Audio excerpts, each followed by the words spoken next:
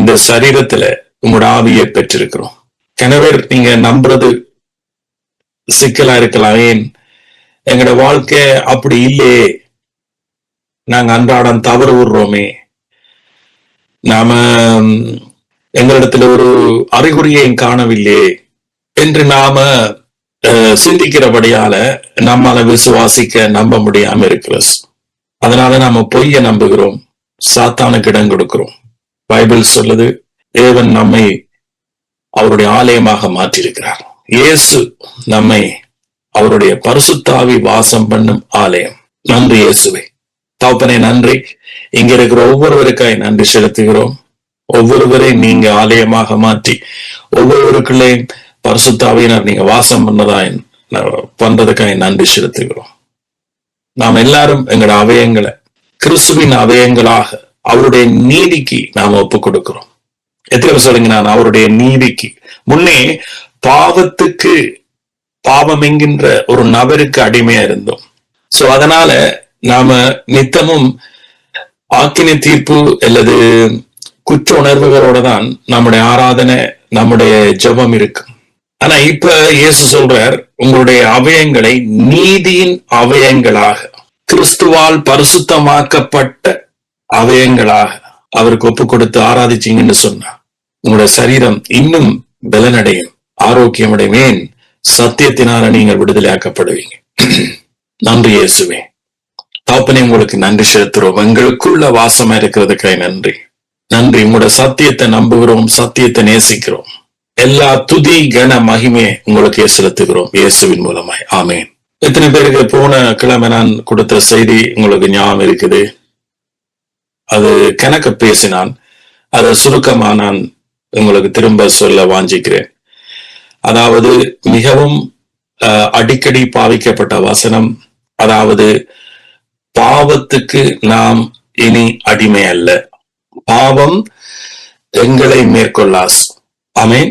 காரணம் அதே ரோமர் 6 சொல்லப்படுது 13வது வசனம், நாம் நியாயப்பிரமாணத்துக்கு கீழ்பட்டிராமல் கிருபைக்கு கீழ்பட்டிருக்கிறபடியா. ஆமேன். சோ இந்த பூமியில எந்த ஒரு மனுஷனும் தப்பு செய்யாத மனுஷன் இல்ல. நித்தமும் நாம ஒரு தப்பு செய்கிற ஒரு பலவீனமானவர்களாய் இருக்கிற பொழுதுதான் இந்த வசனம் நமக்குள்ள ஆழமாக பதிக்கப்படணும். ஆமேன். இப்ப இயேசு கிறிஸ்து மாம்சத்தின்படி நம்ம ஒவ்வொருவரையும் நியாயந்திக்கணும் என்று சொன்னா, நான் அடிக்கடி சொல்லுவேன், பாஸ்டர்ஸ் மேரத்தான் முதலாவது நரகத்துக்கு தள்ளணும். ஏனென்று சொன்னா, அவர் மாம்சத்தின் படி ஒவ்வொரு மனுஷனையும் அவர் ஆக்கினைக்குள்ளாக தீர்க்கணுமாக இருந்தா, எல்லா பாவமும், இந்த மனுஷன் விடுகிற ஒவ்வொரு தவறும் என்னவாம், அது ஆண்டவற்ற பார்வையில் அது ஒரு பெரிய பாவம். என்று அவர் பரிசுத்தர், கடவுள் பரிசுத்தர். சோ அவர் பாவங்களுக்கு மார்க்ஸ் போட முடியாது. கொலைக்கு 100 மார்க்ஸ், களவுக்கு 80 மார்க்ஸ், பொய்யுக்கு 30 மார்க்ஸ், கோபிக்கிறதற்கு 13 மார்க்ஸ், இப்படி போட்டு கொண்டிருந்தா இது கடவுள் அல்ல. சோ அதனாலதான் பைபிள் சொல்லுது, நீங்கள் ஒருவரை நியாயம் தீர்க்க வேண்டாம், நானும் மாம்சத்தினூடாக யாரையும் இனி என்ன செய்ய போறதில்லை, நியாயம் தீர்க்க போறதல்ல. காரணம், இயேசு கிறிஸ்து மேல இயேசு பாவத்தை என்ன செய்துட்டாரா, ஆக்கினைக்குள்ளா தீர்த்திட்டார். சோ அப்ப இயேசு என்னவா, பாவத்தை ஆக்கினைக்குள்ளாக தீர்த்திட்டார். யாருக்கு? விசுவாசிகளாகிய நானும் நீங்களும் இப்ப எங்க கொண்டு வரப்பட்டிருக்கிறோம்? கிருபை கொண்டு வரப்பட்டிருக்கிறோம். சோ நீங்க நியாயப்பிரமாணத்துக்கு கீழ்பட்டிராமல் கிருபைக்கு கீழ்பட்டிருக்கிறபடியால் பாவம் உங்களை மேற்கொள்ளாஸ். ஆமென். சோ எத்தனை பேர் நானும் நீங்களும் இந்த கிருபைக்குள்ள இருக்கிற உணர்வு, கிருபைக்குள்ள இருக்கிற நம்பிக்கை, விசுவாசம், அந்த கிருபைக்குள்ளதான் நானும் நீங்களும் நித்தமும் வாழ்கிறோம். சோ அப்போஸ்தலனை அன்றாடம் நாம தவறு விடுகிற பொழுதும் அன்றாடம் தவறு விடுகிற பொழுதும் பாவம் எங்களை மேற்கொள்ளக்கூடிய அந்த உரிமை, அந்த பாவத்துக்கு அந்த வலிமை இல்லையா? சோ இது இன்னைக்கு அநேக கிறிஸ்தவர்களால நம்பவே முடியாது. நம்பினா எங்களோட பரிசுத்தம் குலைஞ்சிரும் என்று நாம பயப்படுகிறோம். சோ அதனாலதான் சரியான கிருபையை நாம பிரசங்கிக்க கேள்வி எழும்பும். அப்ப பாவம் செய்யலாமா? பவுல் உண்மையான கிருபையை தொட்டபடியால பவுலுக்குள்ள கேள்வி எழும்புது. என்ன போல மற்ற மக்களுக்குள்ள எப்படி கேள்வி எழும்பும்? அப்படியானால் பாவம் செய்யலாமா? சரியான கிருபையை பிரசங்கிச்சாதான் அது வரும். எத்தனை பேருக்கு நான் சொல்றது புரியுது? ஆமென். கிருபைய நாம ஆழமாக புரியக்கதான் இந்த கேள்வி, இந்த காரியம் மனுஷனுக்கு வரும். அப்பொழுதுதான் எங்களுக்கு தெரியும் நாம சரியாக அவருடைய கிருபையை பிரசங்கிக்கிறோம். இப்ப யாராவது நல்ல ஒரு மத ரீதியாக வாழ்ற ஒரு மனுஷர் யாராவது நம்முடைய செய்தியை இடைக்குள்ள கேட்டா இதை ஆஃப் பண்ணிட்டு ஓடிடுவோமோன்றுதான் தோணும். ஏண்டா கேட்க மனுஷனுக்கு எல்லாருக்கும் தோணும், அப்படியானால் பாவம் செய்யலாமா? நீங்க பாவம் செய்யலாமா செய்யக்கூடாதா என்றது உங்களுடைய விருப்பம். ஆனா ஒன்று மட்டும் உங்களுக்கு தெரியணும், நீங்க நியாயப்பிரமாணத்துக்கு கீழ்ப்பட்டிராமல் கிருபைக்கு கீழ்ப்பட்டிருக்கிறபடியால் பாவம் உங்களை மேற்கொள்ள மாட்டாஸ்.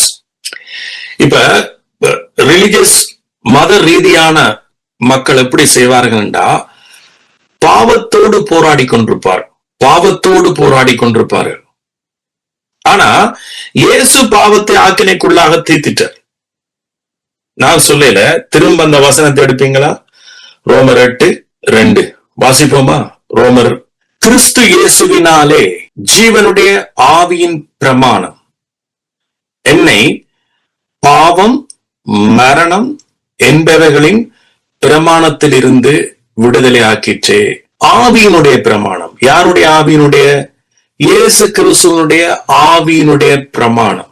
சோ நான் அல்ல பாவத்திலிருந்து விடுதலையானது, நான் அல்ல மரணத்திலிருந்து விடுதலையானது, அல்லது என்னாலே அல்ல பாவத்திலே இருந்த ஜெயம், என்னாலே அல்ல மரணத்திலே இருந்து ஜெயம்.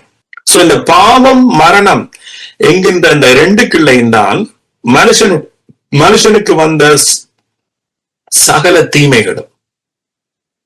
ரைட்? சோ இங்கதான் இருள், இங்கதான் ஆதிக்கம். சோ இது பாவம் மரணத்தினுடைய பிரமாணம். ஆங்கிலத்துல சொன்னா the spirit of sin and death. ஆனா இன்னும் ஆங்கிலத்துல சொல்லப்பட்டிருக்கு the law என்று பாவிக்கப்பட்டிருக்கு, சட்டம். பாவத்தினுடைய சட்டம், மரணத்தினுடைய சட்டம். நாம முன்னே இத புரியாம ஒரு வாழ்க்கை வாழைக்க பாவத்துக்கும் மரணத்துக்கும் என்று ஒரு சட்டம் இருக்குது. அந்த சட்டத்தின்படி நாம சில தீமைகளை விரும்பியோ விரும்பாமலோ சட்டத்தின்படி நாம என்ன செய்ய வேண்டியிருந்தது? நாம அதை அனுபவிக்க வேண்டியிருந்துச்சு. எத்தனை பேர் நீங்க இதை சரியா முறையில புரிஞ்சு சொல்றீங்களோ உங்களுக்கு ஆசீர்வாதம். இப்ப அநேக நாங்கள் எல்லாம் முந்தி கிறிஸ்தவமா இருக்க நாம என்ன செய்துட்டோம்? நாம எப்படி நம்புறோம்? நாம ஞானஸ்தானம் எடுத்துட்டோம், நாம இயேசுவை ஏற்றுக்கொண்டுட்டோம். இயேசு எங்களை காப்பாற்றுவார், இயேசு எங்களை என்ன செய்வார்? காப்பாற்றுவார். சோ அப்ப நாம அப்படியே இருந்துட்டோம். நம்ம எண்ணத்துல வளரையில, சத்தியத்துல வளரையில. சோ சத்தியத்துல வளரைக்குதான் கிறிஸ்துவுக்குள் அதான் தலையங்கத்தை போட்டேன். எங்களோட உரிமைகள் என்ன?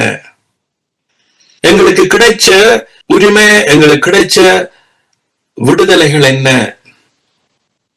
என்பது நமக்கு தெரியல. அப்ப எங்களோட உரிமையை எடுத்தாத்தான், கிறிஸ்துவுக்குள்ள இருக்கிற எங்களோட உரிமையை எடுத்தாத்தான் நாம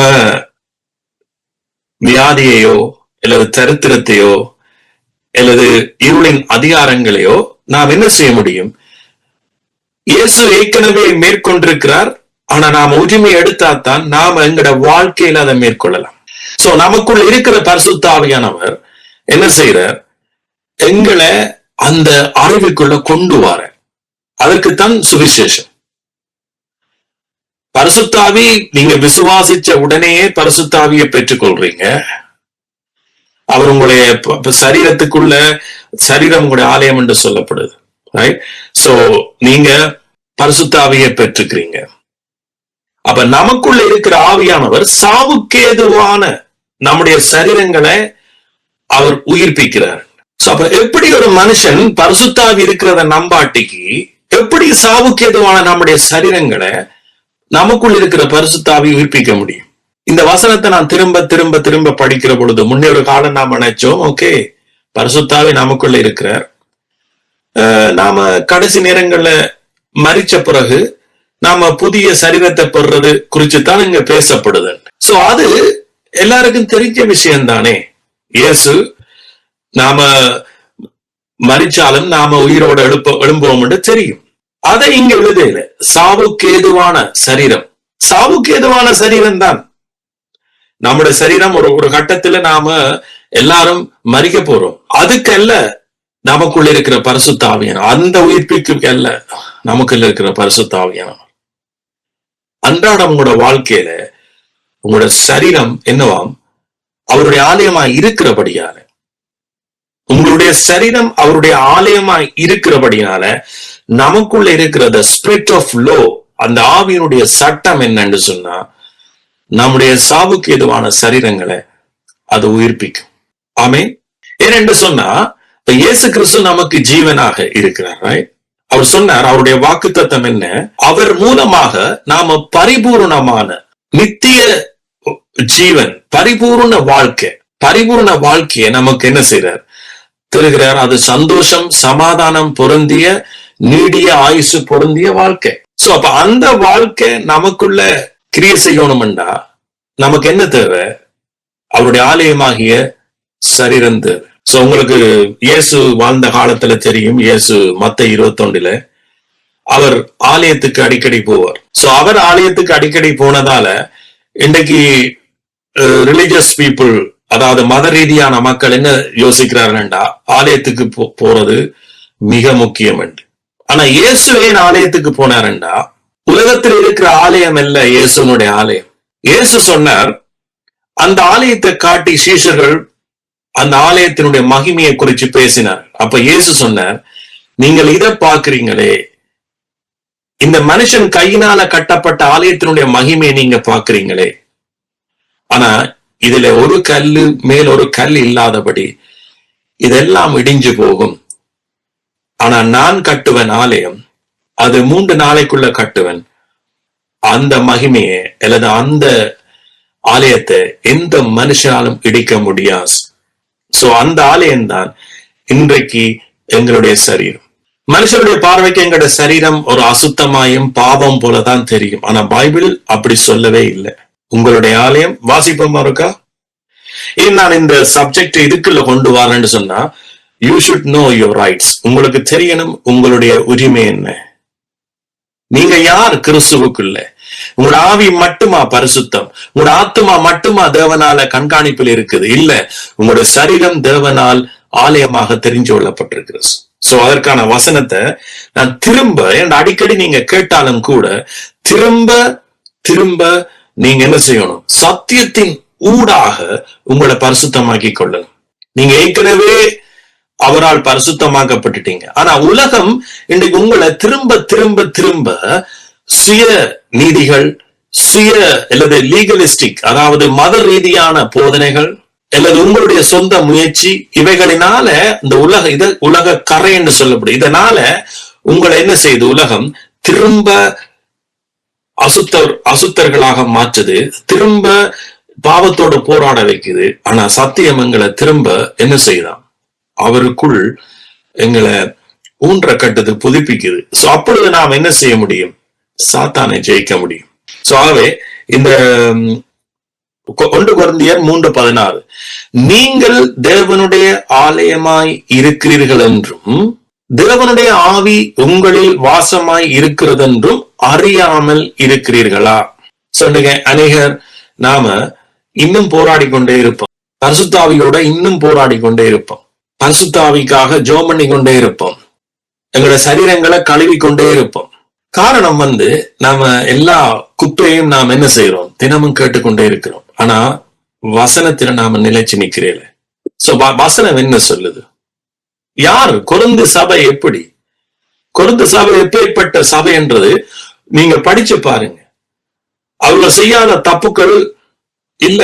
இப்ப பவுல் சொல்லல உங்களோட சரீரத்தை கழுவுங்க, நீங்க தவறு செய்துட்டீங்க, உங்களோட சரீரத்தை கழுவுங்க, அப்பொழுது பரிசுத்தாய் வருவார், அப்பொழுது நீங்க தேவனுடைய ஆலயமா இருப்பீர்கள் என்று பவுல் சொல்லல. அப்படிப்பட்ட சபைக்குத்தான் பவுல் இப்படி எழுதுறார், நீங்க அவருடைய ஆலயமாய் இருக்கிறீர்கள், அவருடைய ஆவி உங்களில் வாசமாய் இருக்கிறது என்பதை அறியாமல் இருக்கிறீர்களா? இது ரெண்டு விதமா எடுக்கலாம். ஒன்று அவர் சொல்றது உண்மை, ஆனா நீங்க அதை கேட்க ஓகே நாம் அவருடைய ஆலயமா இருக்கிறோம், சோ அதனால நாம என்னவும் செய்யலாம். சோ அப்ப நாம அவருடைய ஆலயமா இருக்கிறோம் என்கின்றத நாம விசுவாசிச்சு நம்பிக்க நாம என்ன செய்வோம்? அது கேட்டது போல எங்களுடைய வாழ்க்கையை நாம கொஞ்சம் கொஞ்சமா மாற்றி அமைக்கலாம். அதனே சொன்னேனே, நீங்க தப்பு செய்யறதும் தப்பு செய்யாம விடுறதும் அது உங்களுடைய ஓன் வில், உங்களுக்குள்ள இருக்கிறதான அது உங்களுடைய சித்தம். ஆவியானவர் தடுக்க போறதில்லை, அல்லது ஆவியானவர் செய்ய என்று சொல்ல போறதும் இல்லை. விபச்சார ஸ்திரியை அவர் கண்டு அவருடைய பாவத்தை அவர் மன்னிக்கிறார். ஒருவரையும் அவளை ஆக்கினைக்குள்ள தீக்க அவர் விடையல. ஆனால் போய்க்கு என்ன சொல்லிவிட்டார்? அதிக தீண்டானதொண்டும் உனக்கு வராதபடிக்கு இனிமேல் என்ன செய்யாத, தப்பு செய்யாத.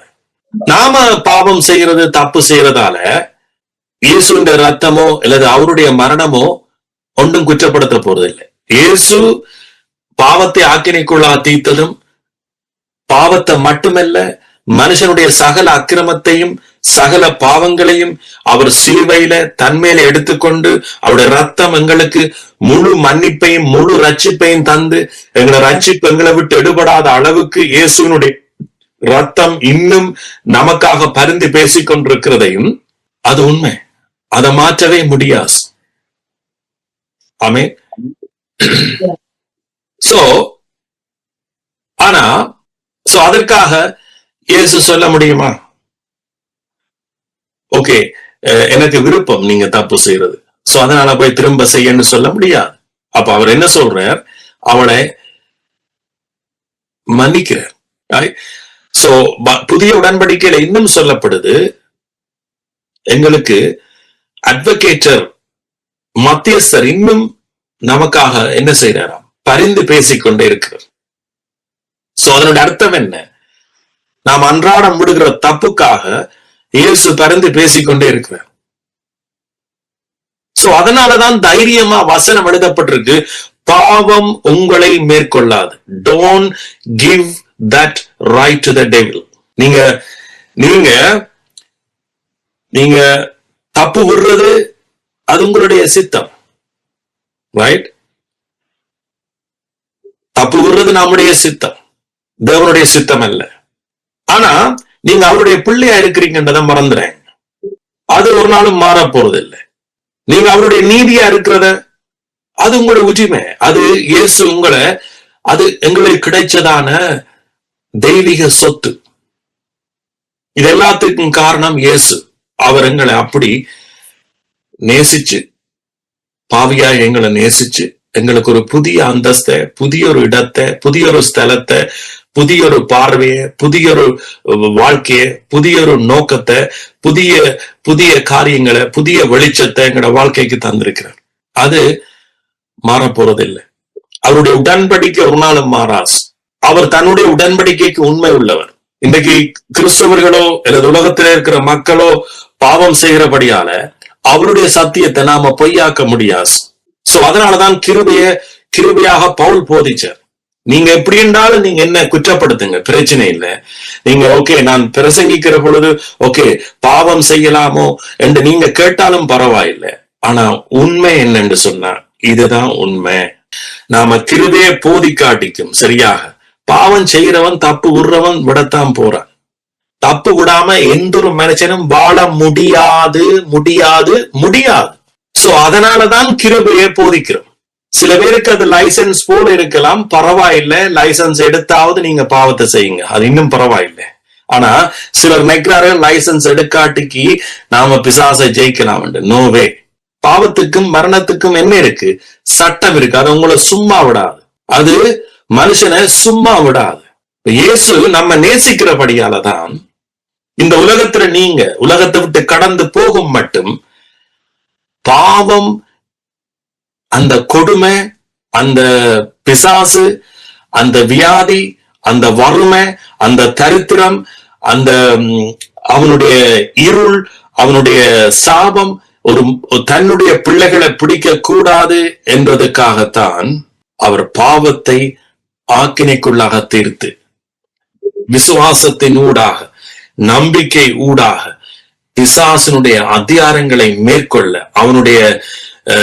அவனை விரட்ட, நம்முடைய வாயினால, நம்முடைய அறிக்கையினால, நம்முடைய நம்பிக்கையினால விரட்டுறதுக்குரிய அந்த அதிகாரத்தை நம்முடைய கையில கொடுத்திருக்கிறார். அதான் இயேசு சீஷர்கள் அனுப்பிக்க என்ன சொன்னார்?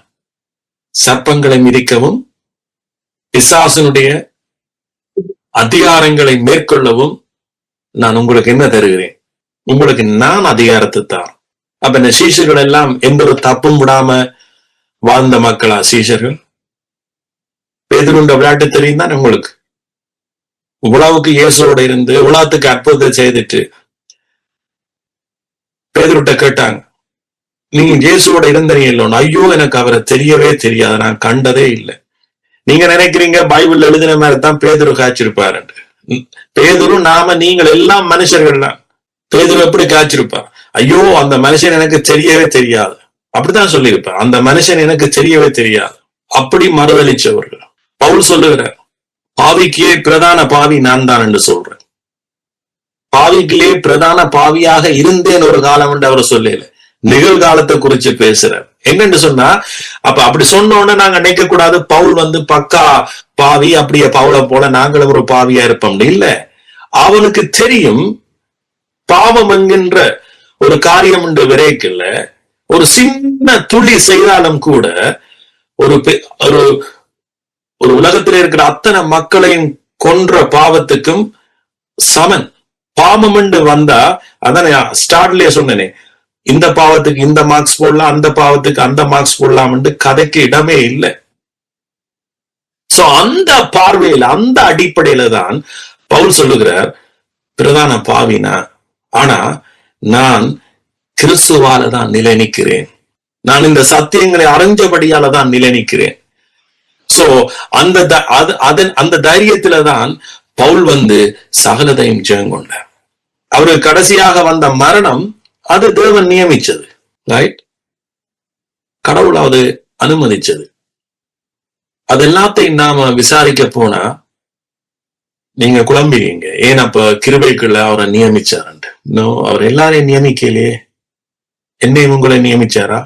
அவர் தெரிஞ்சு கொண்ட அப்போஸ்தலர்களை சில காரியங்களுக்காக நியமிச்சிருக்கிறார். ஆனா நமக்கு நியமிச்சது என்ன தெரியுமா? நித்திய ஜீவன், ஆசீர்வாதம். ஆமே. சோ இவ்வளத்தை நான் என்னத்துக்கு நான் உங்களுக்கு சொல்றேன் தெரியுமா? நீங்க உங்களோட தப்புக்களை கூட்டுறதுக்காக இல்ல, நீங்க பிசாசை ஜெயிக்கும்படியாக. பாவம் உங்களை மேற்கொள்ள நீங்க உங்களோட விசுவாசத்திலேயோ அல்லது உங்களுடைய உரிமையிலேயோ விட்டு கொடுக்காங்க. ஆமே. நீங்க கிறிஸ்துவின் பிள்ளையாக இருந்துதான் நீங்க சில தவற விடுறீங்க. நீங்க கிறிஸ்துவின் நீதியாக இருந்துதான் சில தவற விடுறீங்க. நீங்க கிறிஸ்துவின் உரிமையை பெற்றவர்களாத்தான் தவறு விடுறீங்க. ஆனா பிசாசுடைய தந்திரம் என்ன தெரியுமா? நீங்க விட்ட தவற வச்சே உங்களோட வாழ்க்கையை சின்ன பின்னமாக்குறான். நோ, அது முடியாது, அது முடியாது. அது நீங்கள் அல்ல, அது நீங்கள் அல்ல. கிறிஸ்துவுக்குள் நீங்க நீதிமான், கிறிஸ்துவுக்குள் நீங்க பாவி அல்ல. பைபிள் வசனம் சொல்லவே இல்லை, இல்லவே இல்லை. கிறிஸ்துவுக்குள் நீங்க பாவி அல்ல, கிறிஸ்துவுக்குள் நீங்க நீதிமான், கிறிஸ்துவுக்குள் நீங்க பரிசுத்தவான், கிறிஸ்துவுக்குள் நீங்க மன்னிக்கப்பட்டீங்க, கிறிஸ்துவுக்குள் நீங்கள் ஆசீர்வதிக்கப்பட்டீங்க. ஆபிரகாமுக்கு உண்டான ஆசீர்வாதம் கிறிஸ்து இயேசுவின் மூலமாக புறஜாதிகளுக்கு வரும்படியாக ஆவியை குறித்து சொல்லப்பட்ட வாக்குத்தத்தம் அது விசுவாசத்தினால் நமக்கு வந்திருக்கு. இந்த ஆவிய பிறைக்கு நாம சகல விதமான ஆசீர்வாதத்தையும் பெற்றுட்டோம். ஆமீன். ஆபிரகாம் சகல விதமான ஆசீர்வாதத்தையும் ஆபிரகாம் வாழ்ந்து அனுபவிச்சு மரிச்சவர். சோ அந்த ஆசீர்வாதங்களை ஒரு ஆவிக்குள்ளேயே உள்ளடக்கி இருக்கிறார். அவ்வளவுதான் வித்தியாசம். சோ அதனால இன்றைக்கு அநேகர் ஓகே இயேசு ஆவிக்குரிய ஆசீர்வாதங்களை மட்டும் தந்துட்டு போயிட்டார். No no no no no. அந்த ஆவிக்குள்ளதான் சகலதும். ஒரு பாவம் பிரவேசிச்சதனால சகலதும் வருவது என்று சொன்னா இன்றைக்கு உலகம் ஏன் இப்படி போகுது என்று உங்களுக்கே தெரியுது. ஒரு பாவம் பிரவேசிச்சபடியால அந்த பாவத்தினால மரணம் பிரவேசிச்சது. அதனாலதான் உலகத்துல சகல காரியங்களும் நடக்குது. ரைட்? வியாதியா இருக்கலாம், வறுமையா இருக்கலாம், சண்டையா இருக்கலாம், கோபமா இருக்கலாம், யுத்தங்களா இருக்கலாம், எல்லாமே இந்த இருள் சூழ்ந்தது இந்த ஒரு பாவம் பிரவேசிச்சதுனால. ஆனா இன்றைக்கு மனுஷனுக்கு விசுவாச நம்பிக்கை இல்ல. தேவனுடைய ஆவியில அவ்வளவு நம்பிக்கை இல்லாம போயிடுச்சு. அவருடைய ஆவி நமக்குள்ள பிரவேசித்தபடியால் வாக்குத்தத்தம் பண்ணப்பட்ட ஆவி நாம விசுவாசத்தினாலே பெற்றுக்கொண்டு நாம நிலைச்சிருக்கிற பொழுது நம்முடைய வாழ்க்கையில ஆவிக்குரிய பிரமாணம் எங்களுக்கு எவ்வளவு கொண்டுரும் என்று நமக்கு தெரியாம போஸ். இப்ப இதை முடிச்சுட்டு நாம மிச்சத்தை பார்ப்போம். இங்க பாருங்க, தேவனுடைய ஆலயமா இருக்கிறீர்கள், தேவனுடைய ஆவி உங்களில் வாசமா இருக்கிற என்பதை அறியாமல் இருக்கிறீர்களா? இப்ப 1 கொரிந்தியர் 6 பாருங்க, 17. அதே வசனத்துல 17, ஒருவன் தேவனுடைய ஆலயத்தை கெடுத்தால் அவனை தேவன் கெடுப்பார், தேவனுடைய ஆலயம் பரிசுத்தமாய் இருக்கிறது, நீங்களே அந்த ஆலயம். சோ இப்ப எங்களுக்கு எடுத்த உடனே எந்த வசனம் சொல்லுங்க முதல் வரும்? ஒருவன் தேவனுடைய ஆலயத்தை கெடுத்தால், இதான் வரும். அது என்னது கெடுக்கிறது? அது என்னது தேவன் கெடுப்பார்? இப்ப நம்முடைய சிந்த பழைய மனுஷன் மாம்சம் என்ன? தேவன் நம்ம தண்டிக்கிறவர் தண்டிக்கிறவர் தண்டிக்கிறவர் தண்டிக்கிறவர் அடிக்கிறவர், அவர் பாவத்துக்கு ஏற்றதாக சரி கட்டுறவர் என்று சொல்லி எங்களுக்கு பிசாசு எங்களுக்கு அப்படி போதிச்சிச்சு. சோ அதனால இந்த வசனத்தை வாசிச்ச உடனே இதுதான் முன்னுக்கு நிற்கும். ஆனா அடுத்த வசனத்தை பாத்தீங்கன்னா, தேவனுடைய ஆலயம் பரிசுத்தமாய் இருக்கிறது, நான் கட்டிய ஆலயம் பரிசுத்தமானது, நானும் நீங்களும் இயேசுவால் கட்டப்பட்டவர்கள். இந்த ஆலயம் இயேசுவால் கட்டப்பட்டது. மத்த 21 சொல்லப்பட்ட அவருடைய அந்த ஆலயம் என்றது நானும் நீங்களும் தான். அப்ப இயேசு கட்டின ஆலயம் என்ன அரைகுறையான பாவத்திலையும் பரிசுத்திலையும் கலந்ததா? இல்ல. உங்களுடைய சரீரம் பரிசுத்தம். அதை முதலாவது ஏற்றுக்கொள்ளுங்க. உங்கள் சரீரம் பரிசுத்தம், நீங்களே அந்த ஆலயம். தேவனுடைய ஆலயம் பரிசுத்தமா இருக்கிறது, நீங்களே அந்த ஆலயம். சோ அதனாலதான் இயேசு தேவாலயத்துக்கு போயிருக்க, அங்க தேவாலயத்தில் எங்க நடந்திருந்தது? கண்ணர் குகையாக்கிட்டார்களாம். அங்க புறாவை என்ன செய்தார்களாம்? விற்கிறார்களாம். சோ இப்படியாக அந்த புறா அதெல்லாம் பரிசுத்தாவிக்கு அடையாளம். பரிசுத்தாவி நாம் என்ன செய்ய முடியாது, இன்றைக்கு விற்று போடக்கூடாது. பரிசுத்தாவி அங்க விற்று போடக்கூடாது என்ற அர்த்தம் என்ன தெரியுமா? ஒரு மனுஷன் விசுவாசிச்ச அந்த நிமிஷமே பரிசுத்தாவி நமக்குள்ள வந்துடுவார். இதற்கு மாறாக நாம பிரசங்கிக்கிற, பேசுகிற, நம்புகிற ஒவ்வொன்றும் அது என்னவாம்? அது ஒரு வியாபாரம் தான். இன்றைக்கு கிறிஸ்தவம் வியாபாரமாக மாற்றப்பட்டது. வாருங்கள், இன்றைக்கு பரிசுத்தாவி அபிஷேகம், வாருங்கள், இன்றைக்கு பரிசுத்தாவி அபிஷேகம். அப்ப பரிசுத்தாவி அபிஷேகத்துக்கு நீங்க திரும்ப திரும்ப போய்க்க என்ன ஏன் போறீங்க? ஏன்னா உங்களுக்கு பரிசுத்தாவி இருக்கிறது உங்களுக்கு தெரியாது. சோ இது பிசினஸா இல்லையா?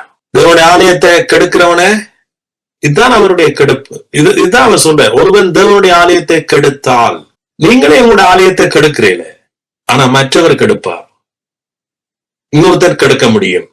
சோ இன்றைக்கு அநேகர் இது தெரியாம செயல்படுறார். திரும்ப சொல்றேன், ஆலயத்தை கட்டினது இயேசு, அதுக்குள்ள பரிசுத்தாவி அனுப்பினது இயேசு, வேற யாரும் அல்ல. எத்தனை பேர் நீங்க நம்புறீங்க? நீங்க நம்பினா தானே உங்களுடைய ஆலயம், உங்களோட சரீரம். சிந்திங்க, உங்களோட சரீரம் அவருடைய ஆலயம். அப்ப அந்த சரீரத்தை காப்பாற்றுறது யாற்ற வேலை? உங்களுடைய ஆலயம் இடிஞ்சு போகாம அந்த ஆலயத்தை பராமரிக்க வேண்டியது உங்களுக்குள்ள இருக்கிற பரிசுத்த ஆவியானவர். அதனாலதான் நான் நினைக்கிறேன், சாவுக்கு ஏதுவான உங்களோட சரீரங்களை உங்களுக்குள்ள இருக்கிற பரிசுத்த ஆவியானவர் உயிர்ப்பிப்பார். எங்க சொல்லப்பட்டிருக்கு? ரோமர் 8. கிறிஸ்துவை மரித்தோரில் இருந்து எழுப்பின அதே ஆவியானவர் உங்களுக்குள் வாசமாய் இருப்பதால் சாவுக்கேதுவான உங்கள் சரீரங்களை உயிர்ப்பிப்பார். சோ இது நம்முடைய உரிமை. இதுக்கெல்லாம் போய் நாம பிச்சை எடுக்க வேண்டிய அவசியம் இல்லை. இது என்ற உரிமை. நீங்க அவருடைய பிள்ளையா பிறந்தது உங்களோட உரிமை. இயேசுவுக்கு நீங்க பிள்ளையா பிறந்தது உங்களோட உரிமை. ஆமென். அது உங்களுடைய இன்ஹெரிட்டன்ஸ். சோ நீங்க அவருடைய பிள்ளையா பிறந்தது உரிமை என்று சொன்னா, அவருடைய ஆலயமா இருக்கிறது உங்களுடைய உரிமை. ஏன் இந்த வசனத்தை வாசிப்போமா இருக்கா? 1 கொரிந்தியர் 6. உங்கள் சரீரமானது, இது வடிவாக உங்களோட சரீரத்தை குறித்து தான் பேசப்படுது. மாம்சம் அது உங்களுக்கு தெரியும், அது வேற. மாம்ச சிந்தை தேவனுக்கு விரோதமான பகை. மாம்சத்துக்கு ஒரு சிந்தை இருக்கு. அது உங்களுக்குள்ள இருக்கிற ஒரு பாவ மனுஷன் என்று போன கிழமை சொன்னேன். அந்த மாம்சத்தினாலதான் நாம தேவனுக்கு விரோதமாக சிந்திச்சோம். முந்தி நாங்க செய்யற பாவத்தை விடுங்க, அதெல்லாம் எனக்கு தேவனுக்கு விரோதமா தெரியல உண்மையா. ஏனென்றா நாம விடுற பாவத்துக்கு நாம தான் தண்டனை அனுபவிக்க போறோம். ஆனா மாம்சத்துக்கு விரோதமான சிந்தை தேவனுக்கு, மாம்சம் சிந்தை தேவனுக்கு விரோதமான பகை என்று சொன்னா, மாம்ச சிந்தை என்ன செய்திச்சு தெரியுமா? எப்பவும் தேவனை தப்பா சிந்திச்சு நாம மாம்சத்தில் நடக்க ஆரம்பிப்போம். இப்ப ஆதாம் ஏவாள் சகலதும் ஏற்கனவே கொடுக்கப்பட்டிருந்தது. பிசாசு என்ன பொய்ய சொன்னான்? நீங்க இதை புசிச்சால் தேவனை போல ஆகலாம். சோ இது மாம்ச சிந்தை. சோ நம்முடைய மாம்ச சிந்தைக்கு சில உதாரணங்களை சொல்றோம். நீங்கள் அழுது பாரப்பட்டு பிறண்டு எழும்பி நீங்கள் உபாசிச்சு ஜெபம் பண்ணினால் அவர் கண் திறப்பார் உங்களுக்கு, கடவுள். இது மாம்ச சிந்தை. நீங்கள் தசமாம் கொடுத்தால் தான் கர்த்தர் உங்களை ஆசீர்வதிப்பார், இல்லையென்றா அவர் ஆசீர்வதிக்க மாட்டார். இது மாம்ச சிந்தை. இதெல்லாம் தேவனுக்கு விரோதமான பகை. ஏன் தெரியுமா? அவர் கிருபையாக இயேசு கிறிஸ்து மூலமாக ஜீவனத்துக்கும் தேவ பக்திக்கும் வேண்டிய யாவற்றையும் அவருடைய திவ்ய வல்லமை, அவருடைய கிருபை நமக்கு தந்தது. இப்படி கடவுள் இருக்கேக்க நாம அவரை ஒரு மனிதனாக, ஒரு ஒரு கரடு முரடான இருதயம் உள்ளவரை போல நாம அவரை பார்ப்போமாக, இல்ல அவருக்கு முன்பாக நடப்போமா இருந்தா இதுக்கு பேர் தான் மாம்ச சிந்தை. இது மாம்சம், ரைட்? இங்க சரீரத்தை குறித்து தான் பேசப்படுது. உங்கள் சரீரமானது நீங்கள் தேவனாலே பெற்றும், சரீரத்தை பிசாசு படைக்கல. நோ, சரீரம் அவருடைய. உங்கள் சரீரமானது நீங்கள் தேவனாலே பெற்றும் உங்களில் தங்கியும் இருக்கிற பரிசுத்த ஆவியினுடைய ஆலயமா இருக்கிறது என்றும், நீங்கள் உங்களுடையவர்கள் அல்ல என்றும் அறியீர்களா? உங்களுக்கே வெக்கமா இருக்குன்னு, அடே இந்த சரீரமா இயேசுனுடைய? நான் ரோட்டால போய் எத்தனை பெண்களை பாக்குறேன், அல்லது எத்தனை பேரை பார்த்து சைட் அடிக்கிறேன். அடே இந்த சரீரம் தேவன் ஆலயமா? என்னால ஏற்றுக்கொள்ளலாம் இருக்கு. ஆனா அப்ப எந்த சரீரம் தேவன் ஆலயமா இருக்க போகுது? எந்த சரீரம், எந்த கண்ணை பார்த்து சொல்லுவீங்க இது நல்ல கண்ணு? மாம்ச ரீதியாக, உலக ரீதியாக பார்க்குதா எந்த கண் நல்ல கண் உலகத்துல? சரி, கண்ணை விடுங்க, நம்மட வாய் சும்மா இருக்கும்னு நினைக்கிறீங்களா நீங்க? எத்தனை குறைகாய்ச்சு, எத்தனை பேரை பேசி, எத்தனை பேரை நாம துன்புறுத்தி, எங்கட காது எல்லாம் நல்லதா கேக்குது. சரி, நீங்க தான் கெட்டது கதைக்கிறேன்னு வச்சுக்கொள்ளுங்க. ஆனா யாராவது யாரை பற்றி பேசிக்க இந்த காது எவ்வளவு இனிமையா கேட்கும் தெரியுமா? குறை கதைக்கிற இன்னொரு ஆளை பற்றி கேட்க. அப்ப இந்த வழியில பாத்தீங்கன்னு சொன்னா நாம சத்தியத்தை ஏற்றுக்கொள்ளவே முடியாது.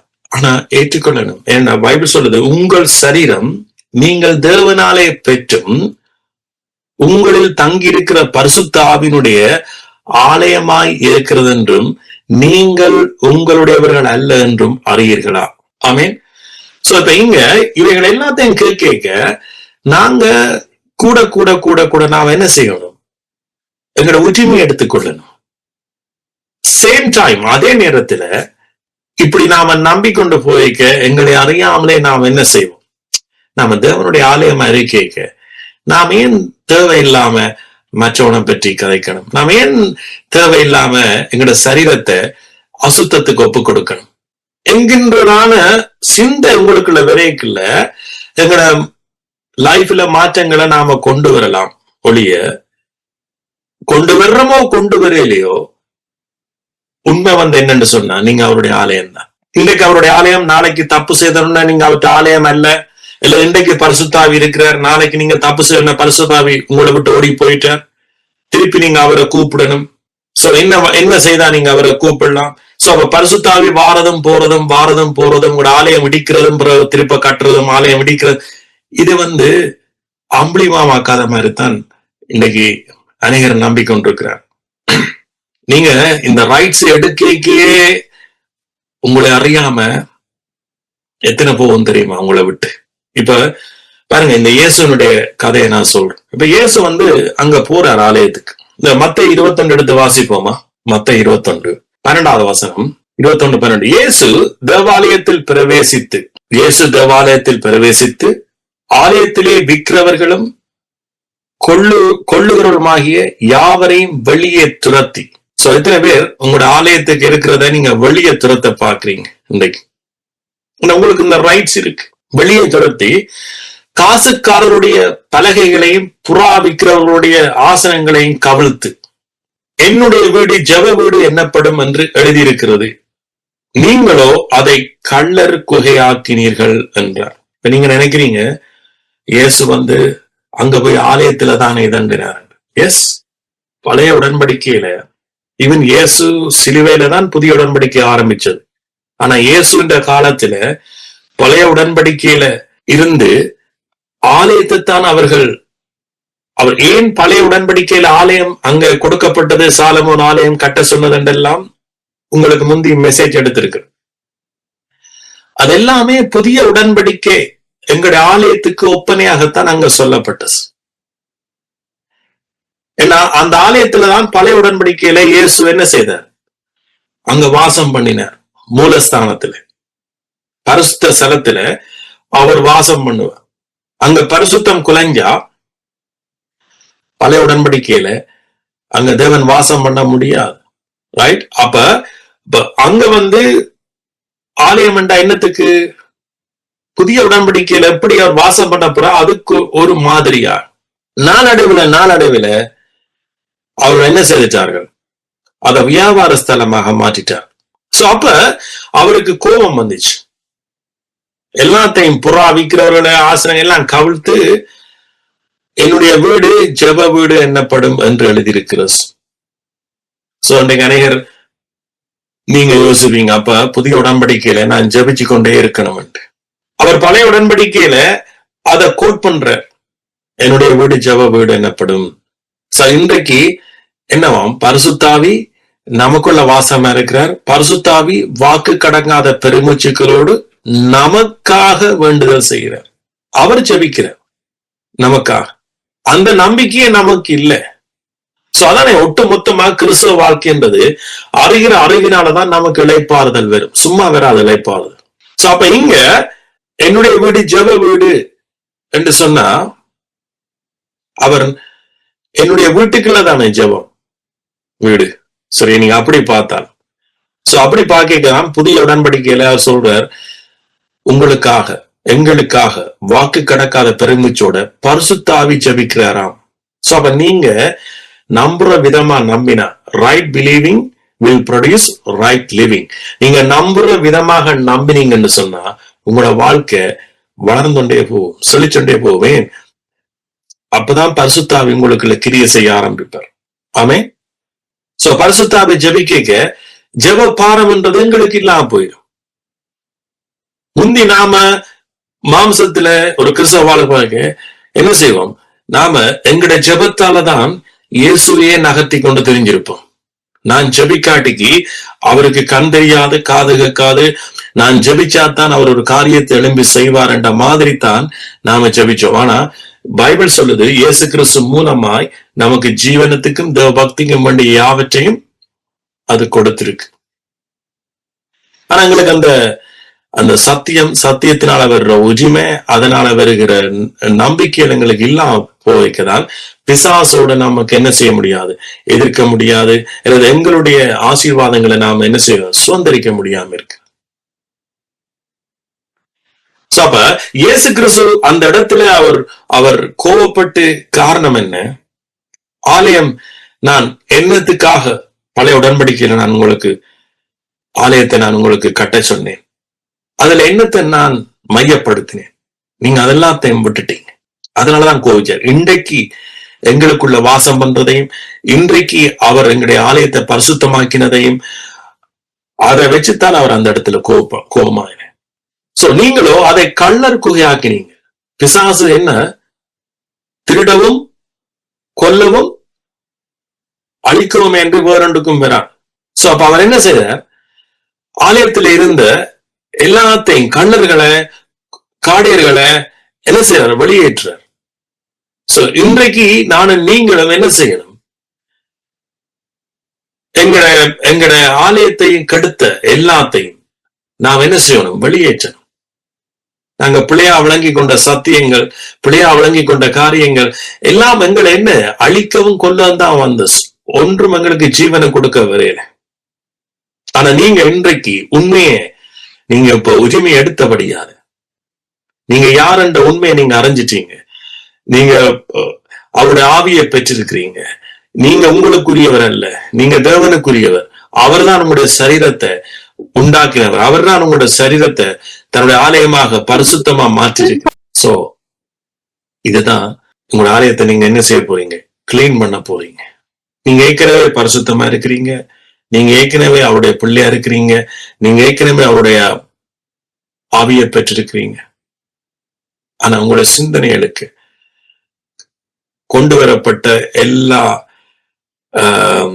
கள்ள உபதேசங்கள் எல்லாத்தையும் நீங்க என்ன செய்ய போறீங்க? வெளியில அனுப்ப போறீங்க.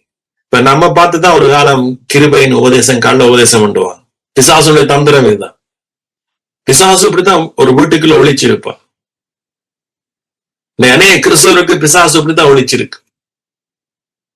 உண்மையாக எங்களை போல ஆக்களை சொல்லுவான், அவங்களுக்குள்ள இருந்தே இவர் தான் கள்ள உபதேசம், அவரோட போயிடாத, காது கொடுத்துறாத, பக்கத்துல உட்கார்ந்துடாத.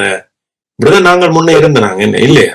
பிசாசு இப்படித்தான் நம்மோட இருந்து தன்னை காட்டி கொடுக்காம மற்றவனை தானே காட்டணும். இப்படித்தான் நாம சில மனுஷரும் இருப்போம். பாத்தீங்களா? சில மனுஷரோட நாம ஒட்டி இருப்போம். ஒட்டி இருந்தோண்டு நாம பயங்கர விளையாட்டு காட்டிக்கொண்டு நாங்க தான் ரெண்டவனுக்கு தெரியக்கூடாது இன்னொரு ஆளை சுட்டி காட்டி கொண்டு இருப்போம். இவர் தான் உன்னை பற்றி கேட்கிறாரு, இவர் தான் உனக்கு விரோதமா செய்யப்படுறாரு. நான் உங்களை யாரையும் இதுல பாயிண்ட் பண்ணி காய்க்கல. அதான் எனக்கு இப்படியான உதாரணங்கள் சொல்ல போய் யாரோ என்ன பாயிண்ட் பண்றாராக்கும். இன்னும் கடவுள் சாட்சியா சொல்றேன், நான் வந்தபடியால சொல்றேன். சில நானே முந்தி இப்படி செய்திருக்கிறேன். சோ அப்படி வச்சுக்கொள்ளுங்க. நீங்க பிசாசு இப்படித்தான் நமக்குள்ள ஒளிஞ்சிருப்பான். ஆனா நீங்க உண்மையே அப்ப இங்க பாத்தீங்கன்னா இயேசு பயங்கரமா கோவப்படுறார். கோவப்பட்ட பிறகு நீங்க பாத்தீங்கன்னா அடுத்த வசனம், என்னுடைய வீடு ஜெப வீடு என்னப்படும் என்று எழுதியிருக்கிறது, நீங்களோ அதை கள்ளர் குகைகள் ஆக்கினீர்கள் என்றார். அப்பொழுது குருடரும் சப்பானிகளும் தேவாலயத்திலே அவரிடத்துக்கு வந்தார்கள், அவர்களை சொஸ்தமாக்கினார். ஐ டோன்ட் நோ ஏன் நான் இந்த சப்ஜெக்ட் என்னை எடுத்தனான்னு எனக்கே தெரியும். பாருங்க, அவருடைய ஆலயத்துக்கு வாராங்க. இப்ப கள்ளர் எல்லாரையும் வெளியே அனுப்பிச்சார். புறா விற்கிறவர்கள் எல்லாம் போ வெளியில, பிசாஸ் எல்லாரும் வெளியில அனுப்பு. அப்பொழுது குருடரும் சப்பானிகளும் தேவாலயத்திலே அவரிடத்துக்கு வந்தார்கள், அவர்களை சொஸ்தமாக்கினார். ஆமென். இப்ப நம்முடைய ஆண்டவருக்கு சுகம் கொடுக்கிறதுன்றது அவருக்கு ஒரு மேட்சரே இல்லை, ஒன்றுமே இல்லை. அதே போல நீங்க சுகம் அனுபவிக்கிற என்பது அது ஒரு மேட்டரே உங்களோட வாழ்க்கையில இல்லை. ஆனா நம்முடைய புரிந்து கொள்ளுதெல்லாம் அங்க இல்லாம இருக்கு. அப்பொழுது இவர் எல்லாத்தையும் கிளீன் பண்ணின உடனே அப்பொழுது குருடரும் சாப்பாடுகளும் அது மட்டுக்கும் அந்த ஆலயத்துல ஒன்றுமே நடக்கல, வெறும் புறாவிக்கிறதாம் வேலை. அப்ப இயேசு சொல்ற என்னுடைய வீடு ஜெப வீடு. சோ அப்ப இன்றைக்கு புதிய உடன்படிக்கையில நாம பரிசுத்தாவி வாசம் பண்ற ஆலயம், ஜெப வீடு. ஜெப வீடண்டா நீங்க நினைக்க கூடாது நாங்க பழைய உடன்படிக்கை ஜெபம் பண்ணணும். நீங்க புதிய உடன்படிக்கை ஜெபம் தாராளமா நீங்க ஜெபம் பண்ணலாம். தகப்பனே, உங்களுடைய நாமத்தினால் நான் சுகமடைந்தேன், உங்களுடைய தளம்பினால் நான் சுகமடைந்தேன். நான் திரும்ப நான் கொஞ்ச நாளா ஹைலைட் பண்ணிக்கொண்டே வாரன். தயவு செய்து நீங்க பேசணும். உங்களோட நாக்கில, உங்களோட வார்த்தையில இந்த விசுவாசித்தேன் ஆகையால் பேசினேன் என்று எழுதப்பட்டிருக்கு. சோ அதனால நீங்க பேசணும், நடந்து முடிஞ்சதான் நீங்க பேசணும். ஆமென். சோ நான் அவருடைய புது சிருஷ்டிப்பு. இதே கொரிந்தியர்லாம் சொல்லப்படுது, ஒருவன் கிறிஸ்துவுக்குள் இருந்தால் அவன் புது சிருஷ்டியா இருக்கிறான், பழைய வேலையெல்லாம் ஒழிஞ்சன, எல்லாம் புதிதாயின, எல்லாம். சோ அப்ப நீங்களும் புதிய சிருஷ்டிப்பு, புதிய ஆவி, பரிசுத்த ஆவியை பெற்றிருக்கிறோம். இப்ப என்னுடைய வீடு பெண்ணவாம் ஜெப வீடு. அப்ப யார் ஜபிக்கிறது? என்னுடைய வீடு ஜெப வீடு, யார் ஜபிக்கிறது? சோ அதுவும் புதிய உடன்படிக்கையில ஜஸ்ட் ரிலாக்ஸ். நீங்க உண்மையா கிறிஸ்துவுக்குள்ள எவ்வளவுத்துக்கு நீங்க ரிலாக்ஸ் ஆகிறீங்களோ, எவ்வளவுத்துக்கு நீங்க இளைப்பாறுதலோ, எவ்வளவுத்துக்கு அந்த உரிமை எடுக்கிறீங்களோ, அவ்வளவுத்துக்கு ஏதோ நடக்கும். இவன் ஜெபம் கொடுத்து அவர் சொல்றார், வாக்கு கடங்காத பெருமூச்சோட நான் ஜபிக்கிறேன். சோ அதையும் வாசிப்போம் இருக்கா. அப்ப இங்க என்ன, இயேசு ஆலயத்தை பாருங்க, இங்க சுத்தப்படுத்தின உடனே என்ன நடக்குது? சுகம் நடக்குது. இப்ப இயேசு உங்களோட ஆலயத்தை சுத்தப்படுத்திட்டார். இப்ப வசனத்தை வாசிட்டார், உங்களுடைய ஆலயம் பரிசுத்தமாய் இருக்கிறது. உங்களோட ஆலயம் அவர் தங்குற, பரிசுத்தாவி தங்குற ஆலயம், அது பரிசுத்தமாய் இருக்கிறது. அப்ப இயேசு சுத்தமாக்கினத நீங்க நம்புறதுதான் உங்களுடைய பரிசுத்தம். இப்ப நீங்க எழும்பி எல்லாம் முடிஞ்ச உடனே அதை வேற நீங்க ஒரு பெரிய டாஸ்கா எடுத்தீங்கன்னா, ஐயோ இந்த ஆலயத்தை எப்படி சுத்திகரிக்கிறது என்று போய் நீங்க யோசிக்க தேவையில்லை. இயேசு சுத்திகரிச்சுட்டு அதை நம்புங்கோ, அப்ப அதிகாரத்தை எடுங்கோ, அப்ப என்ன செய்யுங்க? ஜெபம் பண்ணுங்க. சோ அதே நேரத்துல உங்க ஆலயம் பரிசுத்தமா இருக்க, உங்களோட சரீரம் பரிசுத்தமா இருக்க, நீங்களும் என்ன செய்யுங்க? உங்களோட வாழ்க்கையில பரிசுத்த பாதையை நோக்கி நடவுங்க. அவ்வளவுதான். நீங்க பரிசுத்த பாதையை நோக்கி நடந்தாதான் உங்களோட வாழ்க்கையில அற்புதம் நடக்க போறதல்ல. உங்களோட வாழ்க்கையில அற்புதம் நடக்க உங்களோட வாழ்க்கையில நன்மைகள் நடக்கத்தான் நீங்க என்ன செய்வீங்க? உங்களோட லைஃப்ல இன்னும் பெட்டர் ஆகிக்கொண்டே போவீங்க. நீங்க பெட்டர் ஆயிட்டு வா, நான் அப்பொழுது நான் அற்புதம் செய்யறேன்னு சொல்லி இயேசு எப்போங்கேயும் சொல்லல. நீ ஒரு பரிசுத்தவனாக வாழ்ந்து காட்டு, நீ ஒரு நல்லவனாக வாழ்ந்து காட்டு, அல்லது நீ ஒரு நேர்மையானவனாக வாழ்ந்து காட்டு, அப்பொழுது நான் உனக்கு அற்புதம் செய்வேன் என்று சொன்னா இயேசு நமக்கு தேவையில்லை. இயேசு செய்த அற்புதங்கள் எல்லாமே அப்படியே வந்தார். இந்த பாருங்க, இப்ப அப்பொழுது குருடரும் சப்பானிகளும் தேவாலயத்திலே அவரிடத்திற்கு வந்தார். அவர் சுஸ்தமாக்கிறார். வந்தவர்கள் எல்லாம் நல்லவர்களா? இவர்கள் எல்லாம் உபாசிச்சுட்டா வந்தார்கள். 40 நாள் உபவாசம். இப்ப போய்கொண்டிருக்கு 40 நாள் உபவாசம். அதனே மக்கள் இன்றைக்கு சத்தியம் அறியாம பிசாசோடு ஒன்று கட்டி நிற்கிறார். 40 நாள் உபவாசம். சும்மா வாராக, சும்மா வரையில அவங்க அவ்வளவுக்கு விசுவாசம். அப்பொழுது குருடரும் சப்பானையும் தேவாலயத்தில் அவரிடத்தில் வந்தார்கள். அவர்களை சுஸ்தமாக்கினார். அவர் செய்த அதிசயங்களையும் தாவீதின் குமாரனுக்கு ஓசன்னா என்று தேவாலயத்தில் ஆர்ப்பரிக்கிற பிள்ளைகளையும் பிரதான ஆசிரியரும் வேதவாரம் கண்டு கோபமடைந்து, மற்றவர்கள் கோபமடைகிறாங்க. யாரு? தேவாலயத்திலே இருக்கிற பிரதான ஆசாரியரும் வேதபாரரும் கோபம். இது என்ன? இது இவர்களுக்கு சுகம் கிடைச்சிட்டு, இவர்கள் பாவி, இவர்கள் அக்கிரமக்காரர், இவர்கள் அல்லது ஜூதர்கள் அல்ல, இவர்கள் புரஜாதி மக்கள், இவர்கள் நியாயப்பிரமாணத்தை கீழ்பட்டவர்கள் அல்லவே. இவர்களுக்கு எல்லாம் என்னென்று சுகம் கிடைச்சது? இவர்களுக்கு சுகம் கொடுக்கிறது இவர் யார்? இயேசு யார் என்றுதானே இவர்கள் கல்லெல்லாம் அறிந்தார்கள் இயேசு. சோ இப்ப இந்த வசனத்தை வாசிப்போம். ரோமர் 8 26வது வசனம். அந்தபடியே ஆவியானவரும் நமது பலவீனங்களில் நமக்கு உதவி செய்கிறார். நாம் ஏற்றபடி வேண்டிக் கொள்ள வேண்டியது என்னதென்று அறியாமல் இருக்கிறபடியால் ஆவியானவர் தாமே வாக்கு கடங்காத பெருமிச்சுக்களோடு நமக்காக வேண்டுதல் செய்கிறார். ஆவியானவர் தேவனுடைய சித்தத்தின்படியே பரிசுத்தவான்களுக்காக வேண்டுதல் செய்கிறபடியால் இருதயங்களை ஆராய்ந்து பார்க்கிறவர் ஆவியின் சிந்தை இன்னதென்று அறிவார். சோ இங்கதான் நீங்க ஒரே ஒரு மாற்றம் செய்ய வேண்டி வருது. இதை மட்டும் விளங்கிட்டு நீங்க வீட்டை போகலாம். என்னன்னு சொன்னா, இந்த ஆவியானவர் வாக்கு கடங்காத பெருமூச்சோட ஜெபிக்கிறார்னு சொன்னேன். எல்லாருக்கும் இது பலிக்குமா? பலிக்காஸ். ஏன்? இங்க பாத்தீங்கன்னா 27வது வசனம்.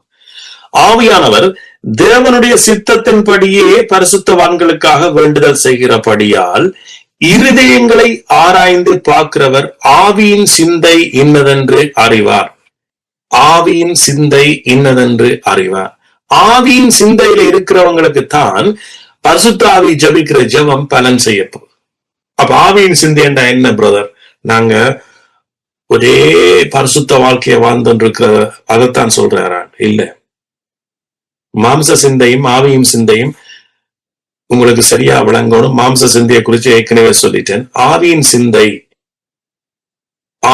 சிந்தை அதாவது ஆவியானவர். இப்ப நான் சொன்னது எல்லாமே கிட்டத்தட்ட முதல் பிரசங்கிச்சது எல்லாமே ஆவியின் சிந்தை. என்ன? இயேசு கிறிஸ்து நம்ம தன்னுடைய மரணத்தினால, தன்னுடைய உயிர்த்தெழுதலினால எங்களை என்ன செய்திருக்கிறார்? நீதிமான் ஆக்கி இருக்கிறார். நாம் அவருடைய பிள்ளை. இதெல்லாம் ஆவியின் சிந்தை. நான் அவருடைய பிள்ளை. அவர் எனக்காக அவர் யாவையும் செய்து முடிச்சிருக்கு. ஆமென். வியாதி எனக்கு சொந்தமானதல்ல. இதெல்லாம் ஆவியின் சிந்தை. தரித்திரம் எனக்கு சொந்தமானதல்ல. ஏன்? அவர் உரிமையா சொல்லி இருக்கிறாரே, இந்த சரீரம் என்னுடையதுன்றாரே, உங்களுடையது அல்ல என்று சொல்றாரு. அப்பே நாம கஷ்டப்படணும். எங்களுக்கு ஆவியின் சிந்தை இல்லாதபடியாலதான் நாம மாம்சத்தோடு போராடுகிறோம். வியாதிக்காக நாம ஜெபிச்சு போராடுகிறோம். காரணம் ஆவியின் சிந்தை இல்லாதபடியால. அப்ப ஆவியின் சிந்தையில நாம் இருக்கிற பொழுது, அந்த நினைவில நாம் இருக்கிற பொழுது, அந்த நினைவில நாமளும் பேசி நடக்கிற பொழுது ஆவியானவர் என்ன செய்யறாரா? வாக்கு கடங்காத பெருமூச்சோடு நமக்கு அவன் அப்பொழுது எங்களை அறியாமலே எங்களுக்குள்ள இருந்து என்ன செய்யுது? ஃப்ளோ பண்ணுது.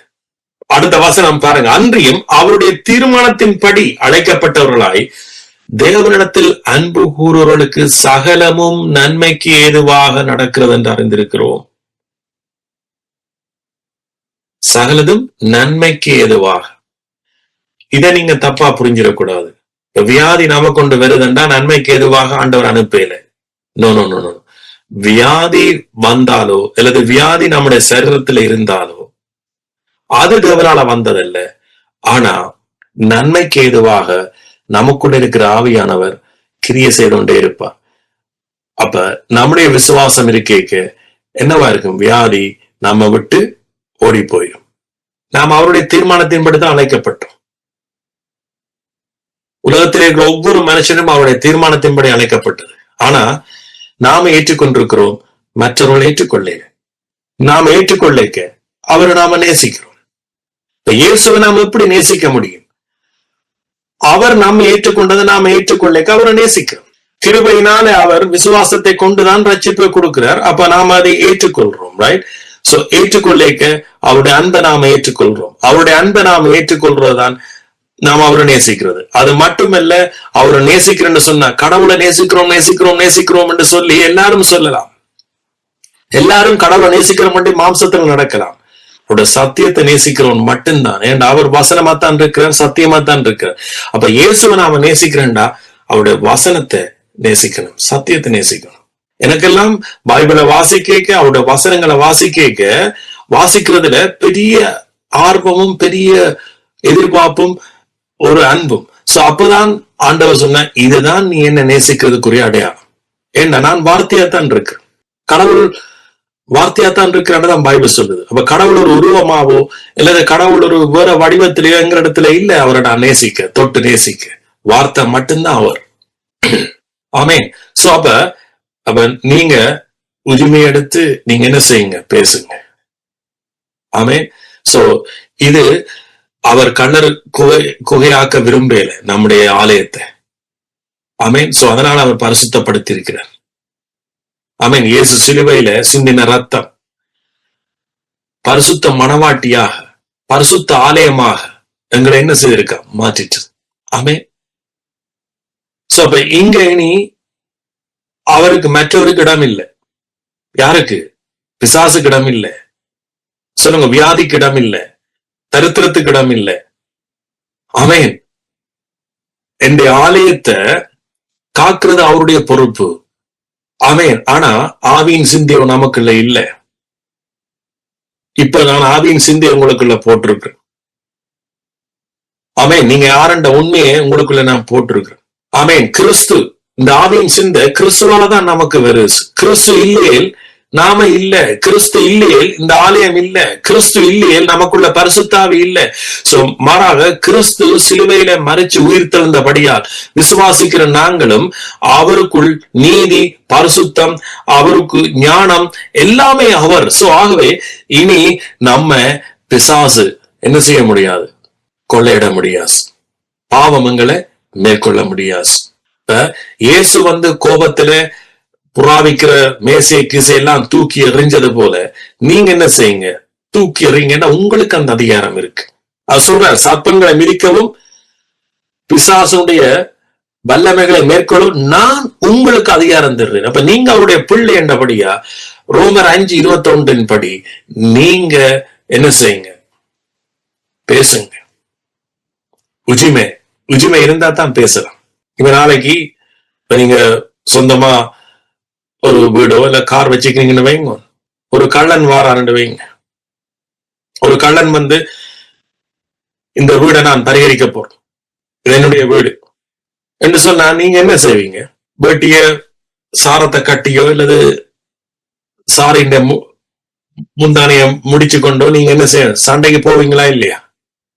என்ன தைரியம்? ஏன் உங்களுக்கு அந்த சண்டை, ஏன் அந்த தைரியம் வருதுண்டா உங்களுக்கு தெரியும் இது எந்த வீடு, எனக்கு அந்த வீட்டின் உறுதி என்ற கையில இருக்கு. நீ யாரா சொல்றது என்ற உறுதி என்ற கையில. அப்ப உங்களுக்கு தைரியம் எப்படி வந்தது? உங்ககிட்ட உறுதி இருக்கிறபடியாலதான் அந்த தைரியம் வந்தது. அந்த உறுதியை துளைச்சிட்டீங்க என்று வைங்க. அந்த உறுதியை துளைச்சிட்டீங்கன்றது உங்களோட எதிரிக்கு தெரிஞ்சிட்டு. எனக்கு அந்த உறுதி உண்மையான உறுதி இல்லை. அந்த உறுதி இங்க எழுதல, ஏதோ இதுல உறுதி எழுது. ஆனா உங்களுக்கு என்ன வராது, தைரியம் வராது. தைரியசாலி மாதிரி நிப்பீங்க, ஆனா தைரியம், உண்மையான தைரியம் இருக்காது. பிசாசும் இதே விளையாட்டு தான்.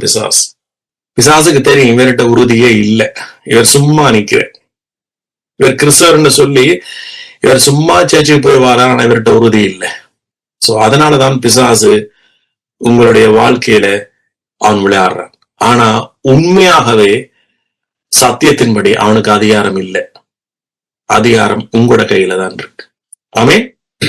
இது ஒருவரை நீங்க கடுமையா யோசிக்க வேண்டாம். இதற்கெல்லாம் நாங்க என்ன இல்ல, இப்பவே நீங்க உலகெல்லாம் அறியாம இருந்தீங்க. நீங்க எல்லாம் சேர்ச்சுக்கு போயில, நீங்க எல்லாம் இப்பதான் இன்றைக்குத்தான் நீங்க கேட்டாலும் இன்றைக்கே அந்த அதிகாரத்தை நீங்க எடுக்கலாம். ஏனென்றா அவர் என்றைக்கோ உங்களுக்குள்ள வந்துட்டு.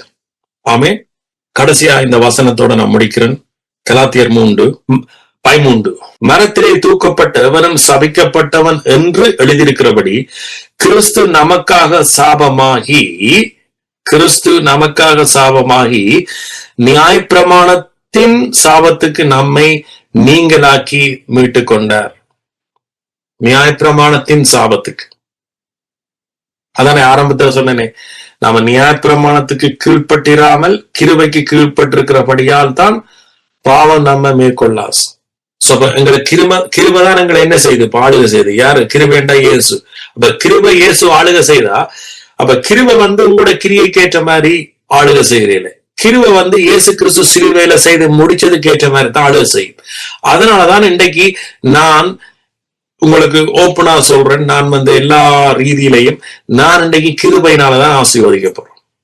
ஆமேன். வேற ஒன்றாலயம் இல்லை, என்ற பலனோ எந்த திறமையோ இல்ல, அவருடைய கிருபை.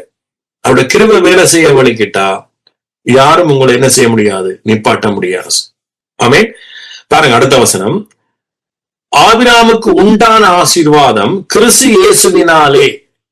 யாரால? கிறிஸ்து இயேசுவினாலே பிரஜாதிகளுக்கு வரும்படியாகவும். பிரஜாதி யாரு? இஸ்ரவேல் இல்லாதனான நீங்களும். பிரஜாதிகளுக்கு வரும்படியாகவும் ஆவியை குறித்து சொல்லப்பட்ட வாக்கு தத்தத்தை நாம் விசுவாசத்தினாலே பெறும்படியாகவும் இப்படி ஆயிற்று. ஆமீன். அப்ப இது விசுவாசிக்கிற எல்லாருக்கும் வரப்போஸ். தண்ணியில நீங்க ஞானஸ்தானம் எடுத்தீங்களோ எடுக்கலையோ அதை பற்றி எனக்கு தெரியாது. ஆனா விசுவாசிச்சீங்கண்டா இன்றைக்கே உங்களோட வீட்டுக்கு என்னவா ரட்சிப்பு. இன்றைக்கு பாருங்க, பைபிள் வசனம் சொல்லுது ரட்சிப்பு என்னவா இன்றைக்கு. இன்றைக்குண்டா என்ன? இப்ப அந்த செகனே. அப்ப ஜோதிச்சு பாருங்க. அப்ப தண்ணிக்கு விழுந்து ஞானஸ்தானம் எடுத்தா தான் ரட்சிப்பண்டா இன்றைக்கு இப்ப இந்த வசனம் பாவிச்சிருக்கிறார். ஏன் தம்பி நீ போய் தண்ணிக்கு ஞானஸ்தானம் விடு, ஒரு பாசரப்படி என்றால் ஒரு கிழமை எடுக்குதுண்டா அப்ப என்ன ரட்சிப்பு இன்றைக்கு என்று சொல்லலாம். நீங்க விசுவாசிகள் ஆன பொழுது பொழுது பொழுது இயேசுவுக்கு எல்லாம் ஒரு பொழுது, ஒரு நொடி பொழுது. ரட்சிப்புன்றது இப்ப, ரைட் நவ், இப்ப. ஆனா பழைய உடன்படிக்கையில நீங்க பாத்தீங்கன்னா பரிசுத்த ஆவி சுவிசேஷம் கேட்டுக்கொண்டிருக்கிற பொழுது இறங்கின. அதுக்கு பிறகு அவர்கள் சபை நடுவில் என்னவாம் தண்ணீர் இறங்கி அவர்கள் சபைக்கு அடையாளத்தான் தண்ணீர் இறங்கி எல்லாருக்கும் முன்னாக தாங்கள் இயேசுவை உண்மையாகவே ஏற்றுக்கொண்டிருக்கிறோம் என்றதுக்கு ஒரு அடையாளத்தை செய்தார்களுடைய அவர்கள் தண்ணிக்கு இறங்கின பிறகுதான் அவர்களுக்கு பரிசுத்தாய் வரையில. பரிசுத்தாய் வந்த பிறகுதான் தண்ணிக்கு இறங்கினார். சகையு இறங்கி வா, ரட்சிப்பு உனக்கு வந்துட்டு. சகையுக்கு ரட்சிப்பு வந்த பிறகுதான் சகை இறங்கினது. ரட்சிப்பு வந்த பிறகுதான் அவன் சொன்னான், நான் அநியாயமாய் சம்பாதிச்ச எல்லாத்தையும் நான் திருப்பி கொடுக்கிறேன் என்று சொன்னான். ரட்சிப்பு வராம ஒருவரும் செய்ய இயலாது. ஆகவே இன்றைக்கு உங்களுக்கு ரட்சிப்பு, ஆபிரகாமுக்கு உண்டான ஆசீர்வாதம், அந்த ஆவியை குறித்து சொல்லப்பட்ட ஆவியை நீங்க இன்றைக்கு நீங்க என்ன செய்திருக்கிறீங்க, பெற்றிருக்கிறீங்க. ஆமே, அந்த ஆவிக்குள்ளதான் உங்களோட முழுமையும் அடங்கி இருக்கு. ஆமேன், முழுமையும் அடங்கி இருக்கு. பிச்சு பிச்சு பிச்சு ஆண்டவர்கிட்ட கேட்க தேவையில்லை. எல்லாமே ஆபிரகாமுடைய ஆசீர்வாதம் எங்களுடைய புதிய ஸ்பிரிட்ல வைக்கப்பட்டிருக்கு. ஆமேன். சோ நம்புங்க, அறிக்கை எடுங்க, பேசுங்க. ஆமேன்.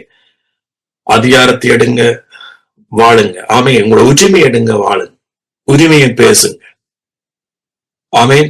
சோ நாம பேசிக்க யாருக்கு கேட்குதோ கேட்கலையோ பிசாசுக்கு தெரியும், வியாதிக்கு தெரியும், வறுமைக்கு தெரியும். ஆமேன். கஷ்டங்களுக்கு தெரியும். ஏன்னா அவையெல்லாம் அங்கிருந்து வந்தது, பிசாசுல இருந்து வந்தவ. ஆனா உங்களுடைய ஆவிக்குரிய சட்டம் என்ன தெரியுமா? உங்களை ஆசீர்வாதமாக உங்களை பெருக பண்றது. ஆபிரகாம் நாளடைவில் விருத்தி ஆயினான்னு சொல்லப்படுது. போகப்போ அவனுடைய சம்பத்துகள் பெருகினஸ். அப்படிதான் பைபிள் சொல்லுது. இருந்ததை விட அவன் இருந்ததே ஆசீர்வாதம். அப்ப பெருகிக்கொண்டே போச்சுன்னு சொல்லப்படுது, குறைஞ்சண்டு போயிரு. சோ அதான் நீங்க பெருகிக்கொண்டே போகணும். அவர் அறிகிற அறிவில பெருகணும், அவருடைய ஞானத்துல பெருகணும், சகலத்திலையும் பெருகணும். ஆமேன். ரட்சிப்புல நீங்க பெருகணும், எல்லாத்திலையும் பெருகணும். ஆமேன். நாங்க இதுல ஒவ்வொருவரும் கூட ஆலயம், பரிசுத்த ஆவியானவரை நீங்க ஒவ்வொருவருக்கும் வாசமா இருக்கிறீங்க. நன்றி இயேசுவே. நீங்க எங்களுக்கு தந்த அதிகாரத்தின்படி நாங்க உங்களோட பிள்ளையா இருக்கிறபடியால, நாங்கள் உங்களோட சேர்ந்து ஆளுகை செய்கிறபடினால இந்த வேளையில நாங்க உங்களோட அதிகாரத்தினால நாங்க ஜெபிக்கிறோம். இயேசுவின் நாமத்தினால நீங்க சிலுவையில எங்களோட ஆசீர்வாதங்களை சுதந்திரிச்சு நம்ம ஆசீர்வாதத்துக்கு நாங்க பாத்திரவான்கள். உங்களால வந்த ஜெயத்துக்கு நாங்க பாக்கியவான்கள், பாத்திரவான்கள். ஆகவே அதன்படி நாம ஜெபிக்கிறோம்.